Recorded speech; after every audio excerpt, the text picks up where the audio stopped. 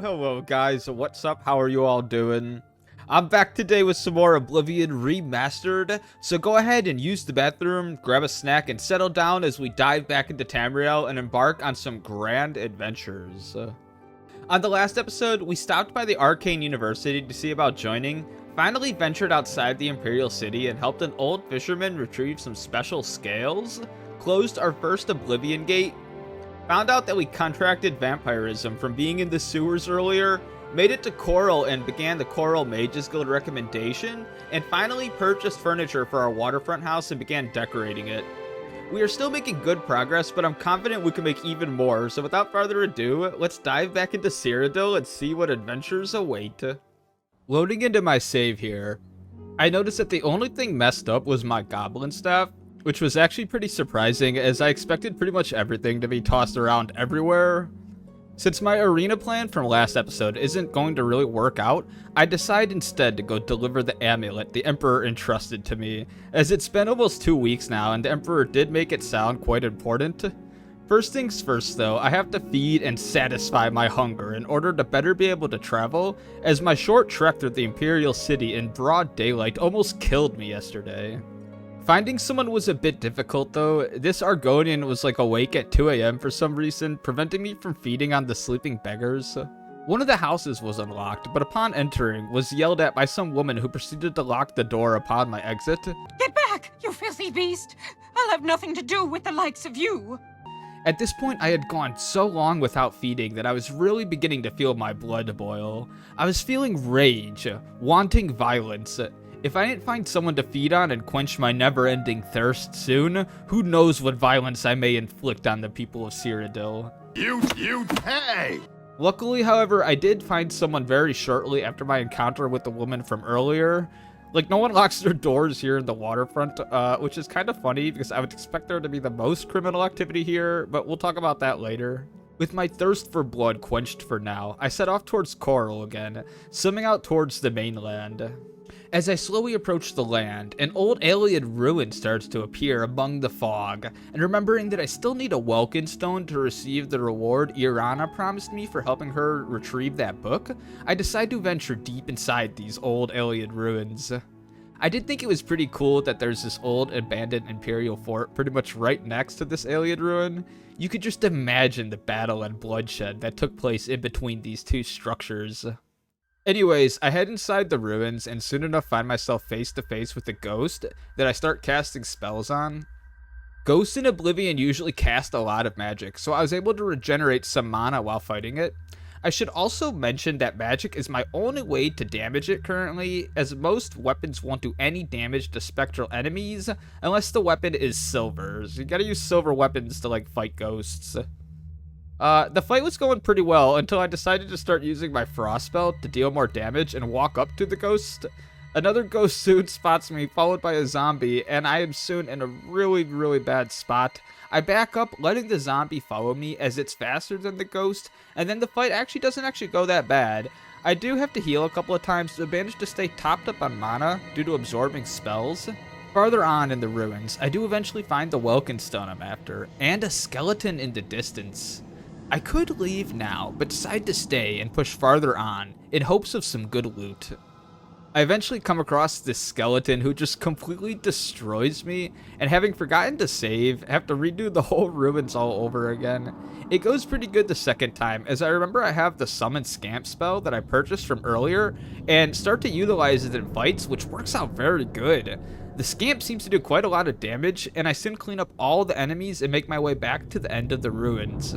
The fight with the skeleton goes a lot better this time. I land a killing blow right in his pelvis, which I thought was pretty funny. I loot all the Welkin Stones and find an enchanted mace that would definitely fetch a good price, and make my way out of the ruins and back towards the city of Chorrol. I'm still collecting all alchemy ingredients I can along the way, and noticed one named St. John's Wort, which there's a vitamin out there called St. John's Wort in real life that I'm pretty sure that's a reference to. I'm really close to Chorrol by the time the sun rises, and I stop to admire the beauty of the sunrise by this small river.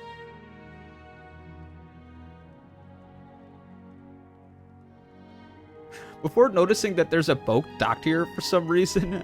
Like, why is there a boat and a dock here? It's such a small body of water and it's not even flowing. Like, what's the point of any of this? Anyways, on my way back to Cloud Top, I stopped by an old Imperial fort that has this tree growing right in the middle of it. I love these old rundown forts and seeing how nature has overtaken them. Inside the fort, I come across a dead end with these two statues that have glowing foreheads. I wasn't really sure on what to do here. I tried casting a fireball at them, but couldn't find a way to open the gate, so had to turn back for now and just come back at a later date, I guess. I'm finally nearing Cloud Top Ruins now, and stop for a bit to admire the amazing view up here. I can see all of that castle that I randomly own now, and the whole city of Chorrol, as well as the Imperial City in the distance. It was really a breathtaking view. Now at Cloud Top, I cast a shock spell at the pillar with the welcome stone in my inventory like Irana instructed me to do, and am rewarded with a powerful spell of the same name as the book I retrieved here earlier, Fingers of the Mountain. It does an impressive 40 points of shock damage to the target, but costs a whopping 181 mana to cast. Also, my destruction spell is too low of a level to cast it for now anyways, but still a very powerful spell to add to my arsenal. I took the same path back down to Chorrol that I took last time, and came across the Timberwolf from before that chased me, and I was able to get some vengeance. I also came across this, like, demonic bear. I mean, check out the eyes on it. Absolutely terrifying stuff, man.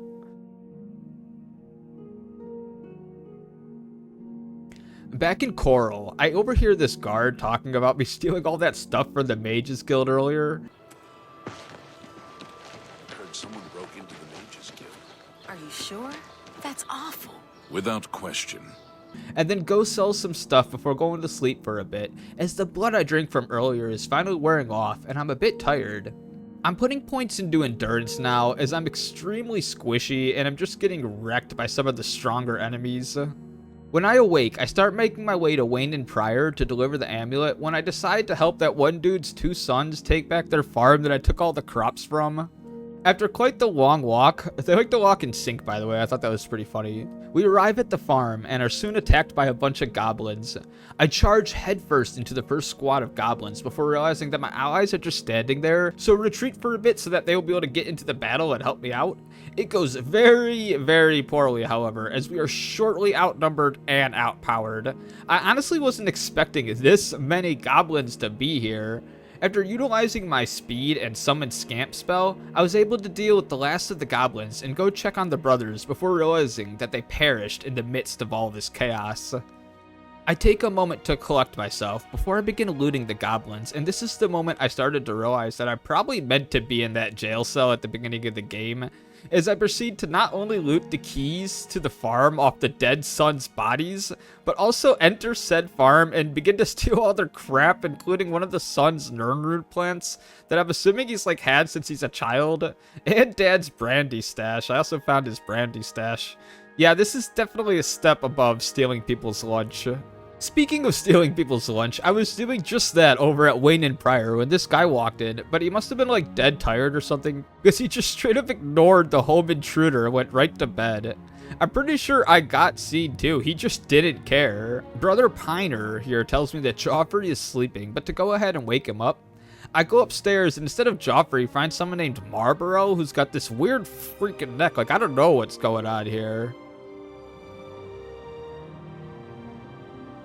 I give the amulet to Joffrey, and he tells me to find the Emperor's last heir in Kavach, and offers me some supplies. He also tells me to speak to those other two priests. The one with the weird neck just gives me his horse that I'm not going to use, but the other dude, Brother Piner, gives me a book that I can add to my collection. Very, very nice.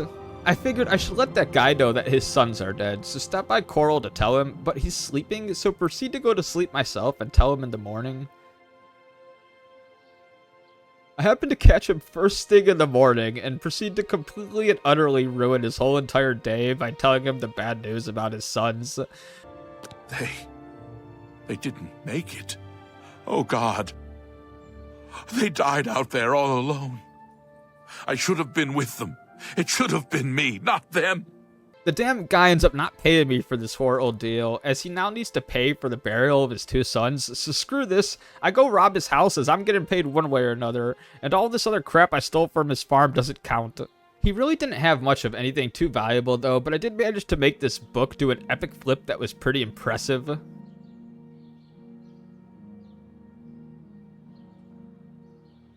Well, I'm pretty much finishing up my business here in Chorrol at this point. I only have one loose end to tie up, so stop by the Mages Guild to see about my recommendation and get yelled at by Tychius because I don't have the book and gave it to Irana. He demands I retrieve the book at once, which is simple enough because Irana keeps it back at the inn she's staying at and spends all day talking to this guard, so yeah, no issue there.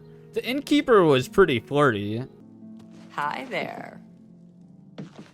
I return the book to Tychius, who overlooks my transgressions and agrees to write a recommendation for me to join the Arcane University.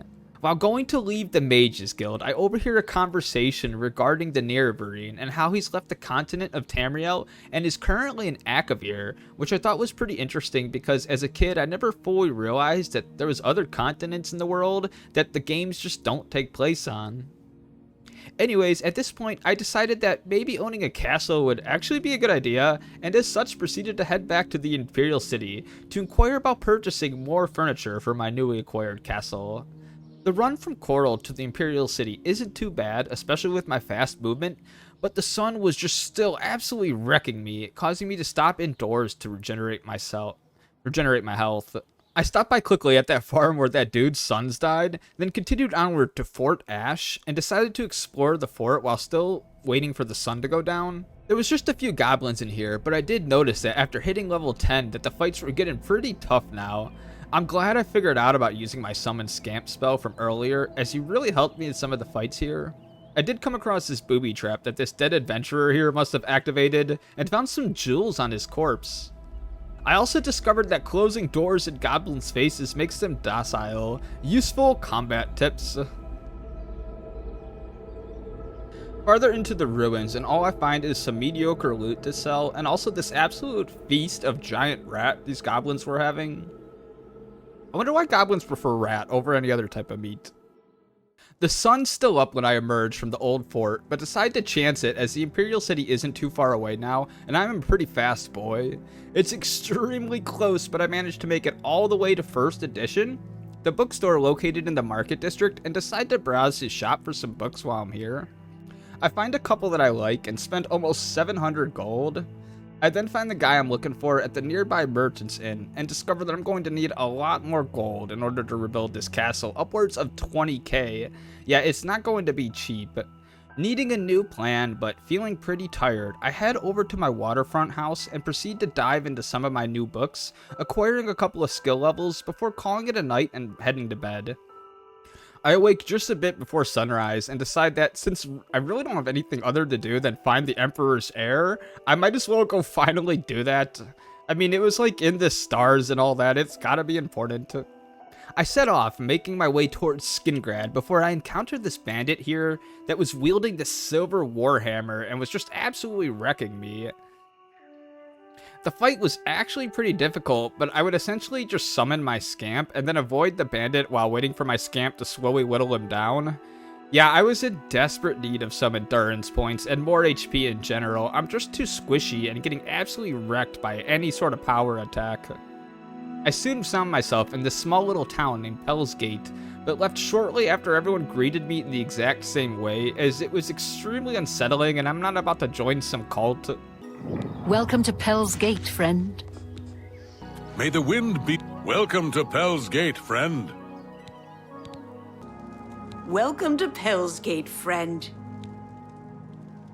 And of course, once again, me still not really used to being a vampire, the sun eventually rises and I start becoming a crispy piece of bacon. I'm in the middle of nowhere and have to act quickly as I'm losing my HP very fast at this point. I luckily do come across an old alien well that when used completely restores my mana. I quickly start casting some healing spells while drastically searching for a place to hide from the sun. I eventually come across the cave that I enter, and since being outside is a no-go currently, decide to loot the cave since I still need as much coin as possible to rebuild my castle. Another group of bandits is camped down here that I quickly dispatch of, only having some difficulties when one had a two-handed battle axe. There were so many mushrooms in this cave that I harvested for later, and in terms of loot, I got an enchanted axe off a bandit and a nice 300 gold bonus in a chest farther in the cave. I slept in a bedroll I found until the sun went down, and then continued on my way to Skingrad, collecting alchemy ingredients as I went. I came across this creepy troll just standing there, and also some named goblins that had a lot of arrows on them. An Imperial guard was all the way out here for some reason, but he helped me take the goblins down, so that was nice of him. I'm basically at Skingrad at this point, and to my surprise, find a huge tomato and grape farm, which I proceed to harvest all for myself. It'll be good potion making for later.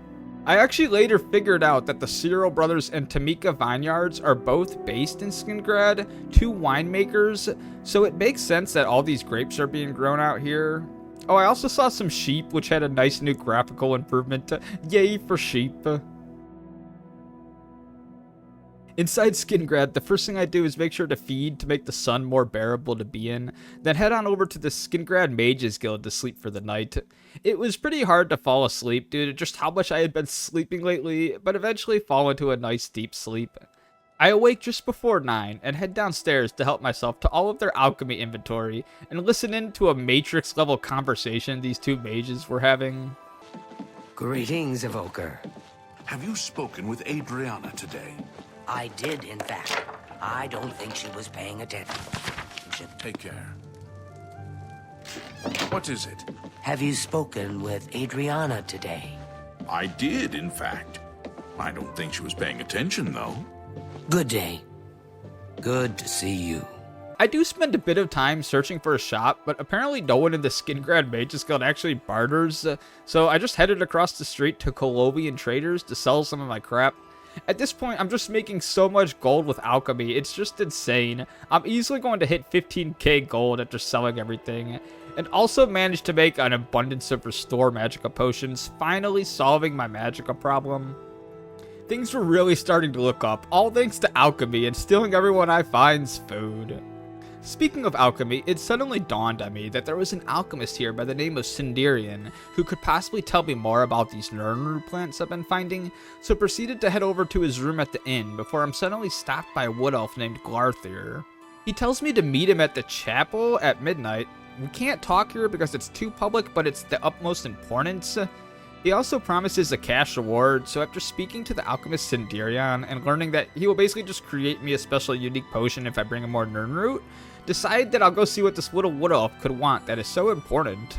I have some time to kill before midnight though, so figure I'll get the Skingrad Mages Guild recommendation out of the way.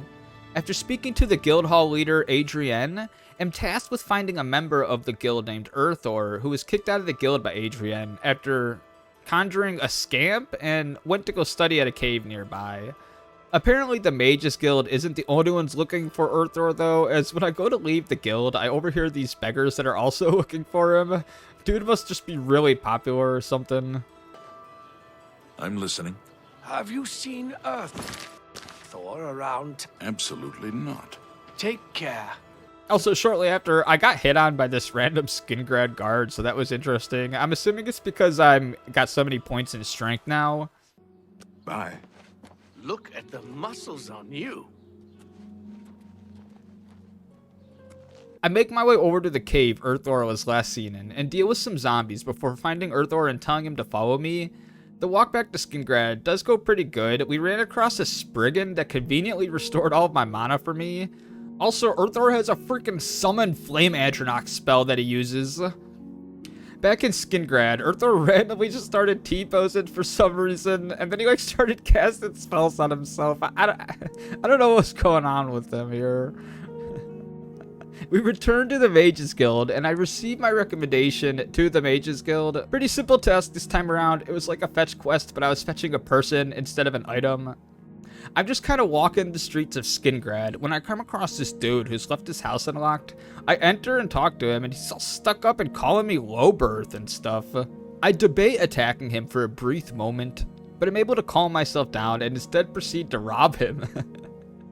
I found this desk that like just has money and a scale on it and some brandy. Like, is that what this guy does in his free time, is just count his money and then proceed to insult people he deems lower than him? Kind of a sad life, to be honest. I felt better about deciding not to attack him after realizing this.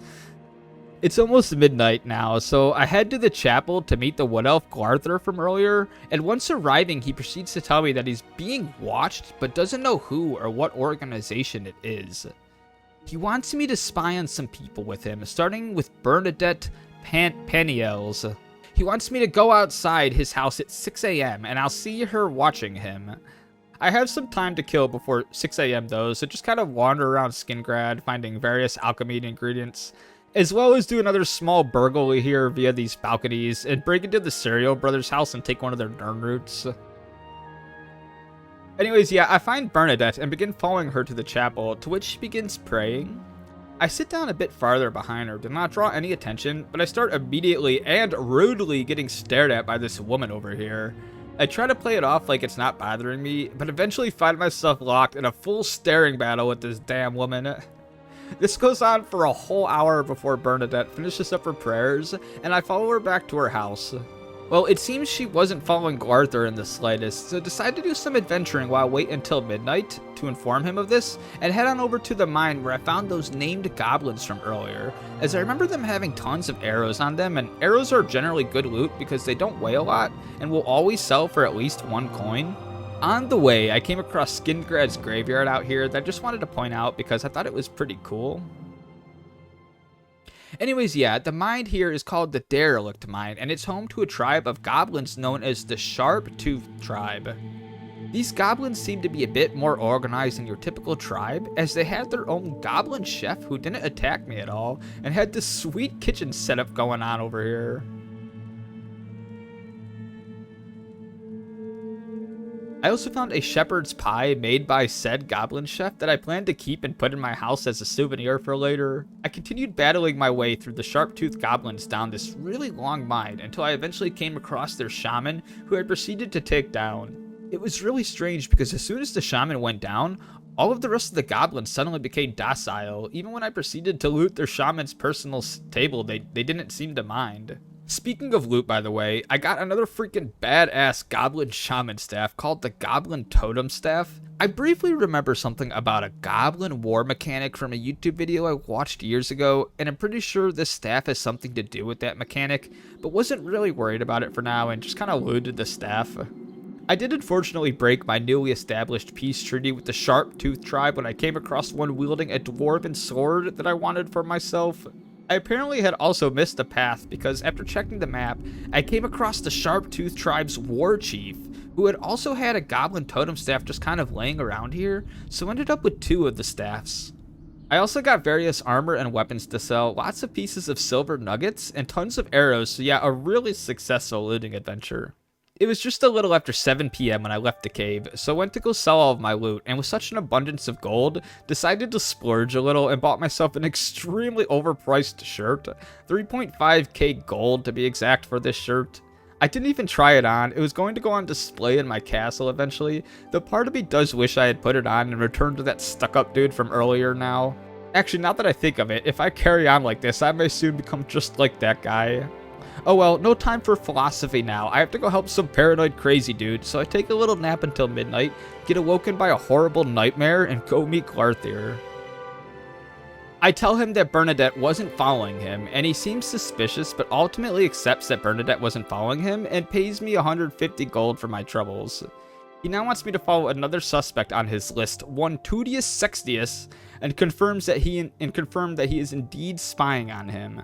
Well, since it's only midnight and Tudius is probably sleeping, that means more time to kill. So I head on over to a cave that sparked my interest earlier, called Goblin Jim's Cave, and begin the old exploring and looting.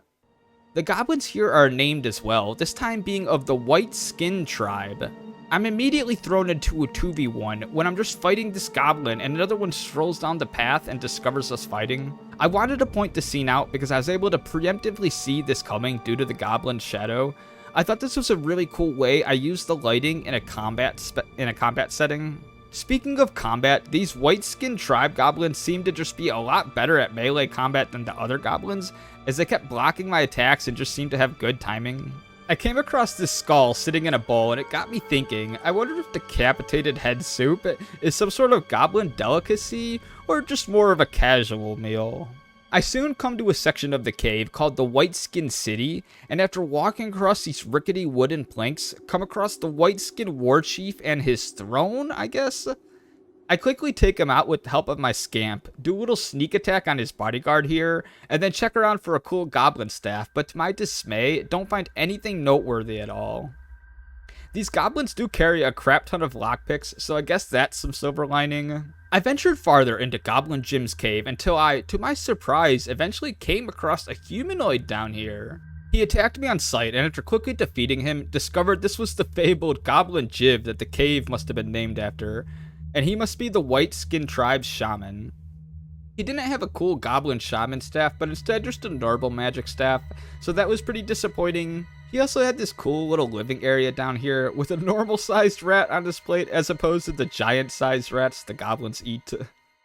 Disappointed in not getting a new staff for my collection, I returned to Skingrad to go follow that dude for Glarthir, but I'm just once again being absolutely fried French style by the sun. I do manage to make it to Skingrad Castle to see Tudius is there just like working at the castle or something. I don't know, I only watched him for about 10 minutes before deciding that this Glarthir guy is freaking crazy and no one's actually watching him. I then decided to go do some shopping, as being indoors was pretty ideal currently due to the sun, and also all of my equipment was broken from all that exploring. So stop by the Hammer and Tongs to pick up some repair hammers and also a fancy helmet that cost well over 10k gold. It's another purchase I don't actually plan on using, but rather put on display. I then went next door to All Things Alchemical, where I purchased a couple more books that caught my eye, as well as this 6k enchanted ring that I bought. I did happen to see Tudius on the streets during my shopping trip, but was just unable to follow him properly as he walks like a turtle and the sun was just absolutely wrecking me. So yeah, instead I just go to sleep at the Mages Guild and go meet Glarthir behind the chapel, informing him that Tudius wasn't watching him at all. Glarthir isn't so accepting this time, wondering even if I have been paid to betray him, but doesn't press the issue and instead has me follow one more person, David Cyrodiil, the supposed ringleader of the whole operation, and report back to him like normal. I felt pretty bad about not actually following Tudius, so I decided I would actually follow David around this time properly, just to really make sure Glarthir isn't paranoid. Since I had woken up and still had plenty of energy, I fed on a beggar who happened to be actually the same beggar from earlier, then spent the rest of the night outside the city gates collecting alchemy ingredients, as my coin stash was starting to get low and I would need to start getting more absurd amounts of coin again for the castle that I now randomly own. I also found this cool ravine that I just wanted to show. Morning comes and I find David outside actually, already hard at work on his scrapes. With the plan of actually watching him this time, I tried to wait an hour to speed the process up, but for some strange reason, despite not sleeping and waiting, and having just fed not 10 hours ago, I had a dang vampire dream and started taking sun damage. So yeah, there was like just no way I'd be able to follow this guy, especially if he's going to be working out here in the sun. So yeah, instead of following him around, I headed on over to another cave to explore, this one called the Cursed Mine. It wasn't anything too impressive, however, I'm level 15 now, and the bandits down here did have some pretty impressive gear. The fights themselves didn't go too bad, as none of the bandits were wielding any two-handed weapons, and I was able to use magic again now.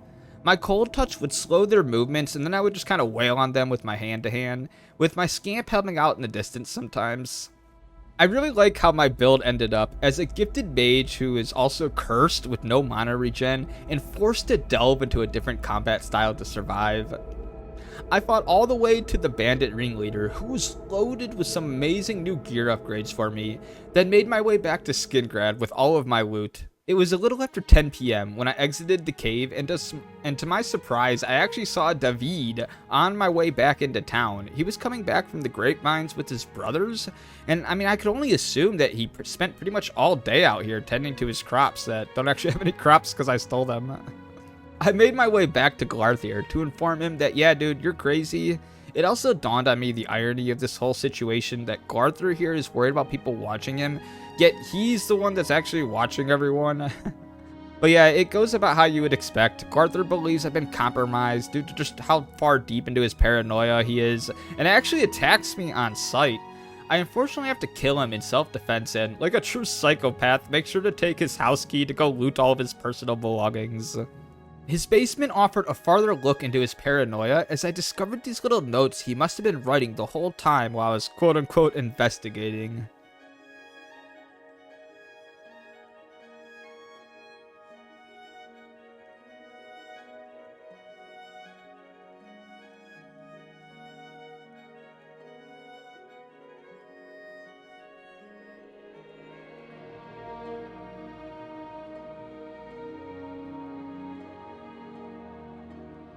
He also had 4 copies of the book Mysticism for some reason that I took for myself.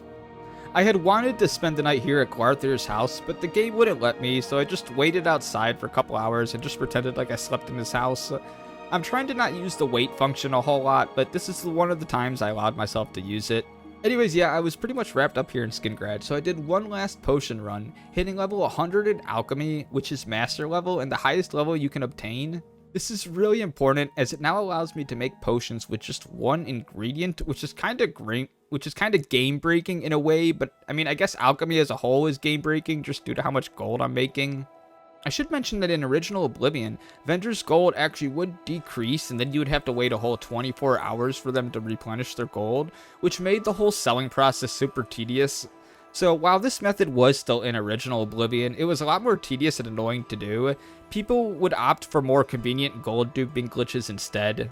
But yeah, enough history lessons. There was only one last thing to do, and it was head back over to my Waterfront house to collect all of my personal belongings and begin moving into my brand new castle. And that's where I quit playing for now, with plans to finally begin decorating my new castle and brand new home. Okay guys, thanks as always for checking out Oblivion Remastered with me. I hope you enjoyed it. I'm still really enjoying Oblivion myself and plan to make more episodes, so if you'd like to follow me along in my adventures throughout Cyrodiil, make sure to subscribe to not miss any of my future uploads, and I'll see you in the next one. Have an amazing rest of your day. Yukai out.